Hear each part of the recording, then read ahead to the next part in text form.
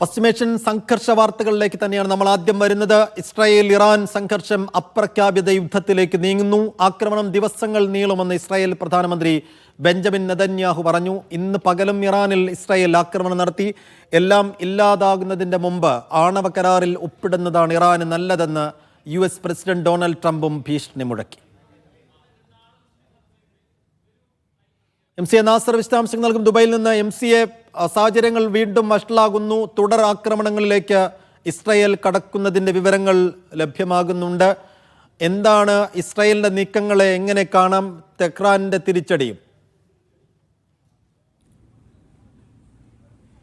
സൈഫുദ്ദീൻ, തീർച്ചയായിട്ടും വ്യാപകമായിട്ടുള്ള ഒരു ആക്രമണ പരമ്പരകൾ തന്നെയാണ് ഇസ്രായേൽ തുടരുന്നത്. അല്ലെങ്കിൽ ആ അർത്ഥത്തിൽ തന്നെയാണ് ഇനിയും മുന്നോട്ട് പോകാൻ ഇസ്രായേൽ നേതൃത്വം, സൈനിക നേതൃത്വവും രാഷ്ട്രീയ നേതൃത്വവും തീരുമാനിച്ചതെന്ന റിപ്പോർട്ടുകൾ തന്നെയാണ് പുറത്തു വരുന്നത്. ഇസ്രായേൽ പ്രധാനമന്ത്രി നെതന്യാഹു ഇക്കാര്യം വ്യക്തമാക്കുകയും ചെയ്തിരിക്കുന്നു. കാരണം വരും ദിവസങ്ങൾ ഒരുപക്ഷെ നിർണായകമായിരിക്കും. ആ ദിവസങ്ങൾ നീണ്ടു നിൽക്കുന്ന ഒരു ആക്രമണ പരമ്പര തന്നെയാണ് തങ്ങൾ ഉദ്ദേശിക്കുന്നത്. അതുമായി തന്നെ തങ്ങൾ മുന്നോട്ട് പോകും. ഇന്ന് വെളുപ്പിന് 3:30 മണിയോടുകൂടിയാണ് നതാൻസ് ഉൾപ്പെടെയുള്ള ആണവ കേന്ദ്രങ്ങളിലും അതോടൊപ്പം തന്നെ നിരവധി സൈനിക കേന്ദ്രങ്ങൾക്കും നേരെ ഇസ്രായേലിൻ്റെ വ്യാപകമായിട്ടുള്ള ആക്രമണം നടന്നത്. അല്പം മുമ്പ്, അരമണിക്കൂർ മുമ്പ് തെഹ്റാൻ നഗരത്തിൻ്റെ വിവിധ ഭാഗങ്ങളിലും ആക്രമണം നടന്നതായിട്ടുള്ള ശബ്ദം, വലിയ തോതിലുള്ള സ്ഫോടന ശബ്ദവും കേൾക്കുന്നതായിട്ടുള്ള ദൃക്സാക്ഷികൾ റിപ്പോർട്ട് ചെയ്യുന്നു. നിരവധി അന്തർദേശീയ മാധ്യമങ്ങളും ഇത് ശരിവെക്കുന്നുണ്ട്.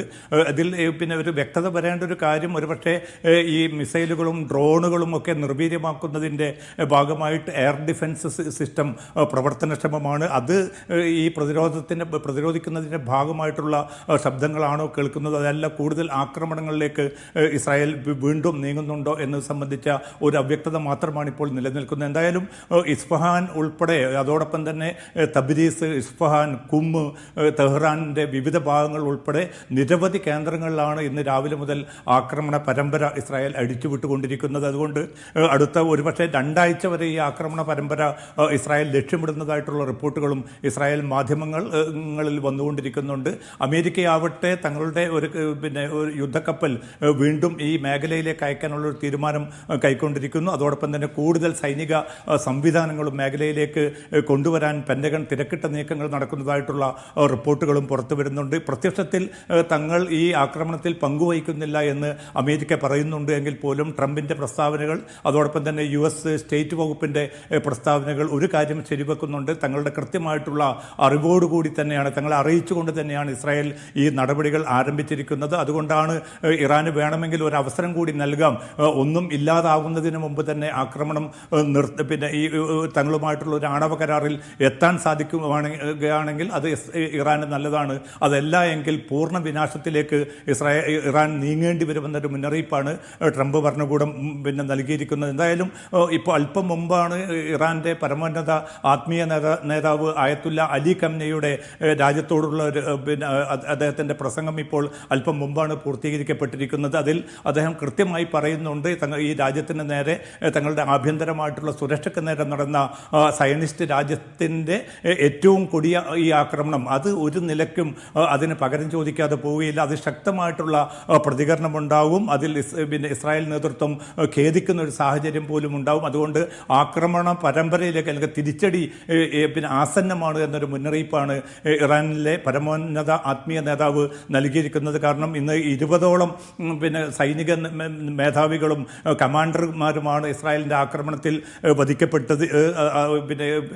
വധിക്കപ്പെട്ടിരിക്കുന്നത്. ഇസ്ലാമിക് റവല്യൂഷണറി ഗാർഡ് മേധാവി ഹുസൈൻ സലാമി, അതോടൊപ്പം തന്നെ സംയുക്ത സൈനിക മേധാവി, വിവിധ വ്യോമസേനാ വിഭാഗങ്ങളുടെ തലവന്മാരായിട്ടുള്ള കമാൻഡർമാർ ഉൾപ്പെടെ 20 പേർ സൈനിക നേതാക്കൾ തന്നെ വധിക്കപ്പെട്ട ഒരു ആക്രമണമാണ് നടന്നിരിക്കുന്നത്. അതോടൊപ്പം തന്നെയാണ് ഏറ്റവും ചുരുങ്ങിയത് ഒരു 100 സാധാരണക്കാരെങ്കിലും ഈ ആക്രമണത്തിൽ കൊല്ലപ്പെട്ടതായിട്ടുള്ള വിവരങ്ങളാണ് ഏറ്റവും അവസാനം ലഭ്യമാവുന്നത്. 100 കണക്കിന് ആളുകൾക്ക് ഈ ആക്രമണത്തിൽ പരിക്കേറ്റിട്ടുണ്ട്. സിവിലിയൻ കേന്ദ്രങ്ങളെയും സൈനിക കേന്ദ്രങ്ങളെയും ആണവ കേന്ദ്രങ്ങളെയും ഒരേ സമയം ലക്ഷ്യമിട്ടുകൊണ്ടുള്ള ആക്രമണങ്ങളാണ് നടന്നത്. അതിൽ ഒരുപക്ഷെ ഈ സുരക്ഷാ സംവിധാനങ്ങളിലേക്ക് പോലും തങ്ങളുടേതായിട്ടുള്ള നുഴഞ്ഞുകയറ്റം നടത്താൻ, അല്ലെങ്കിൽ ആ അർത്ഥത്തിലുള്ള ചാരന്മാരെ പ്രയോജനപ്പെടുത്താൻ ഇസ്രായേലിന് സാധിച്ചു എന്നതുകൂടിയാണ് ഈ ആക്രമണത്തിൽ തീർച്ചയായും പറഞ്ഞതുപോലെ തന്നെ സൈനിക രംഗത്തെ അവരുടെ പ്രമുഖരെ, ഒപ്പം ആണവ മേഖലയിലേക്ക് ബുദ്ധി കേന്ദ്രങ്ങളെയെല്ലാം വകവരുത്തിയിരിക്കുന്നു ഇസ്രായേൽ.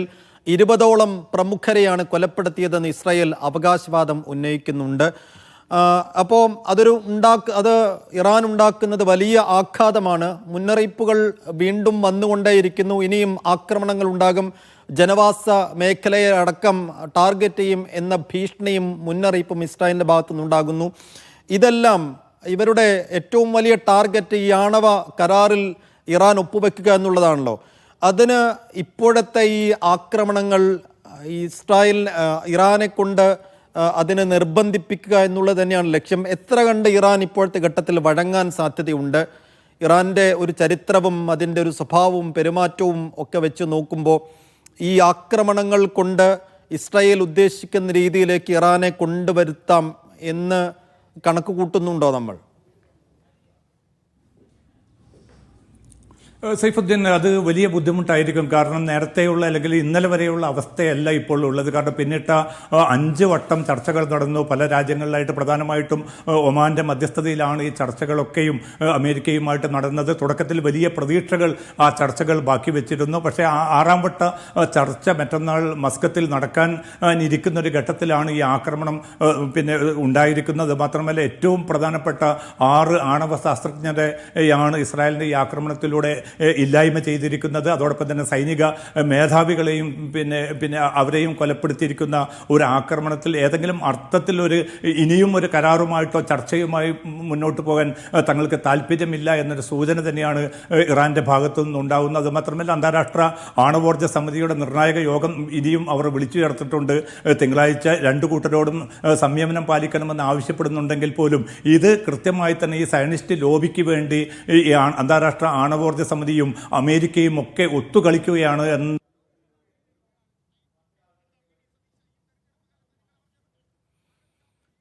MC നാസറാണ് ദുബായിൽ നിന്ന് വിശദാംശങ്ങൾ നൽകിക്കൊണ്ടിരിക്കുന്നത്.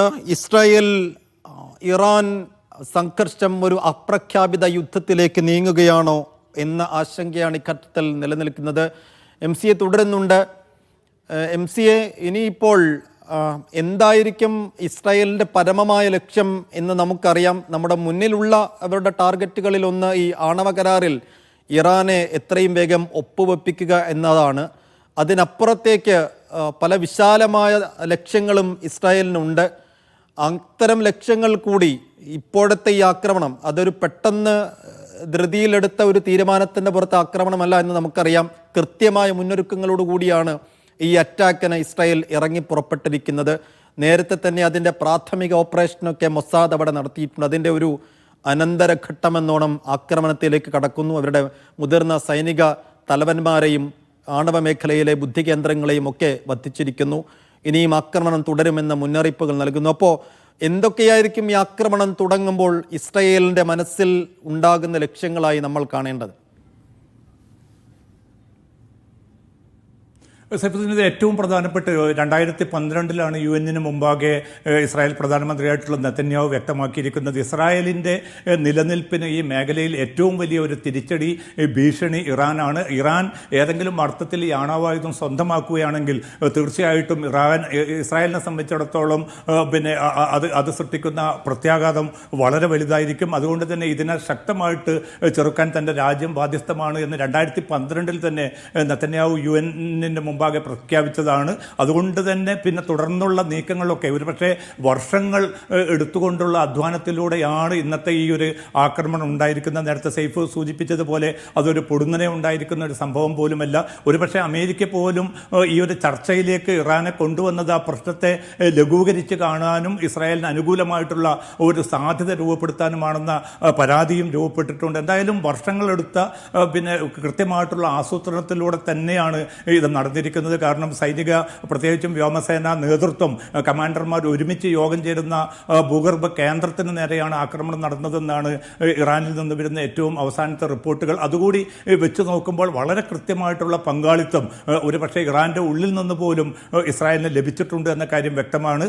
പ്രതിരോധ സംവിധാനങ്ങൾ വേണ്ടത്ര അർത്ഥത്തിലുള്ള ഒരു പ്രയോജനവും ഉണ്ടായിട്ടില്ല എന്നുകൂടി ഈ ആക്രമണ പരമ്പരകൾ തെളിയിക്കുന്നുണ്ട്. ഇനിയും ഈ ആക്രമണം മുന്നോട്ട് പോവുകയാണെങ്കിൽ ഇറാനെ സംബന്ധിച്ച് സംബന്ധിച്ചിടത്തോളം ഏത് രീതികളായിരിക്കും അവർ സ്വീകരിക്കാൻ പോകുന്നത് എന്നതും പ്രധാനമാണ്. കാരണം മിലീഷ്യകൾ പിന്നെ ഇറാനെ സംബന്ധിച്ചിടത്തോളം ഇറാഖിലും അതോടൊപ്പം തന്നെ ലെബനാനിലും യമനിലും ഒക്കെ ഉണ്ട്. പക്ഷേ അവർക്കൊക്കെയും എത്ര കണ്ട് ഇത്തരമൊരു പിന്നെ ഇസ്രായേലിനെതിരായിട്ടുള്ള നീക്കത്തിൽ ഒരു ഏകോപിതമായിട്ടുള്ള പ്രവർത്തിപ്പിക്കാൻ സാധിക്കും എന്ന ചോദ്യവും നിലനിൽക്കുന്നുണ്ട്. എന്തായാലും ഇസ്രായേലിനെ സംബന്ധിച്ചിടത്തോളം ഈ മേഖലയിൽ പിന്നെ ഒരു ആണവ പിന്നെ ശക്തിയുള്ള ഒരു രാജ്യം തങ്ങളുടെ ശത്രു നിരയിലുണ്ട്.